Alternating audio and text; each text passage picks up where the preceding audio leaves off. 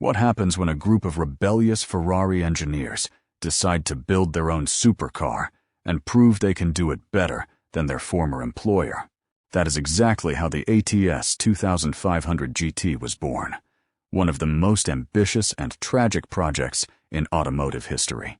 This incredibly rare car not only pushed boundaries with its mid-engine layout, but also became a symbol of defiance, ambition, and bold vision.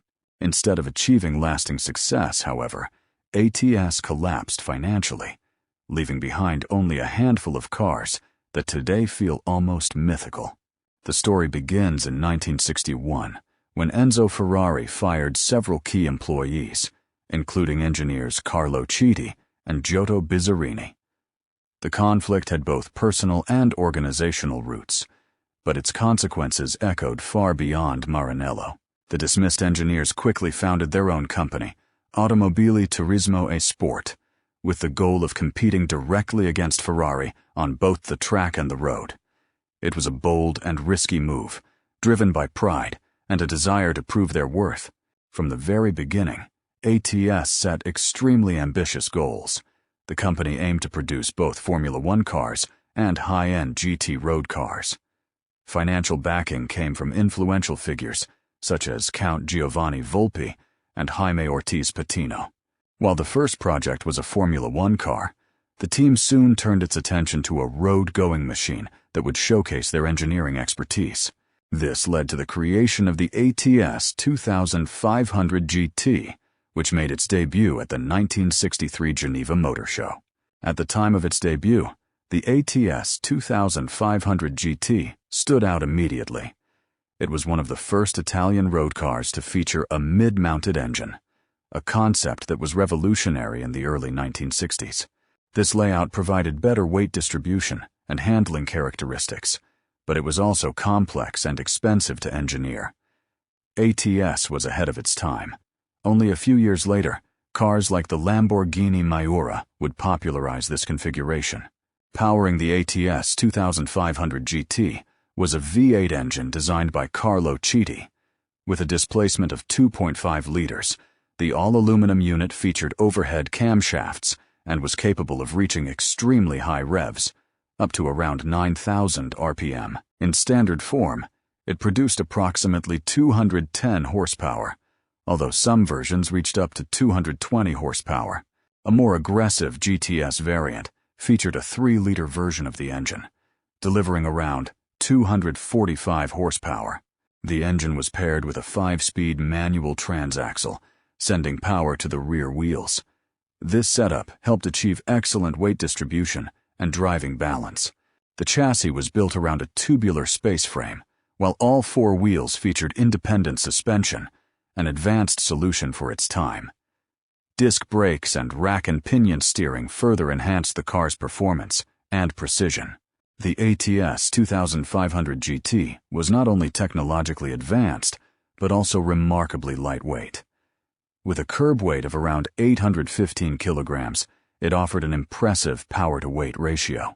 This allowed the car to reach a top speed of approximately 260 kilometers per hour, placing it among the fastest road cars of its era.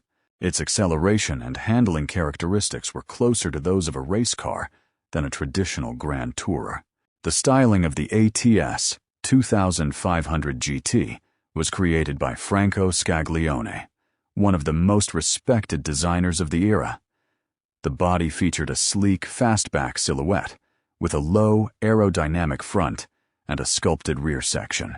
The standard GT version offered a more luxurious interior, including full leather upholstery, a wooden Nardi steering wheel, and even electric windows. The GTS variant, on the other hand, was lighter and more focused on performance, often featuring an aluminum body. Despite its incredible potential, the ATS project quickly ran into serious financial trouble.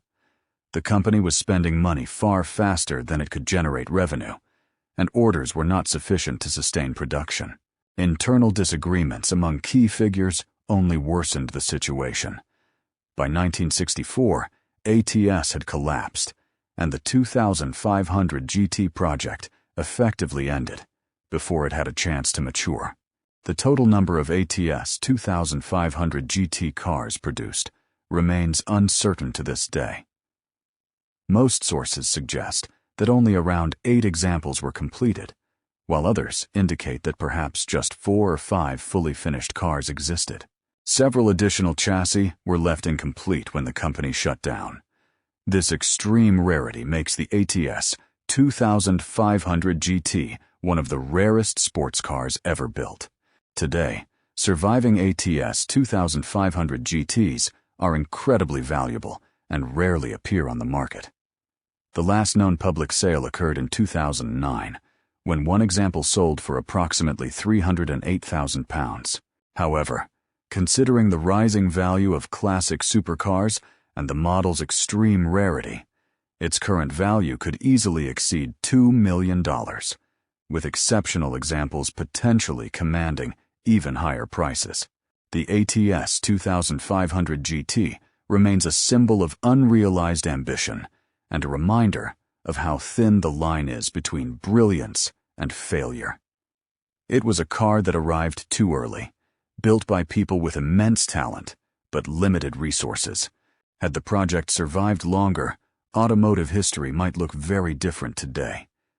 Now, each surviving example stands as both a priceless collector's item and a tribute to the bold individuals who dared to challenge Ferrari itself.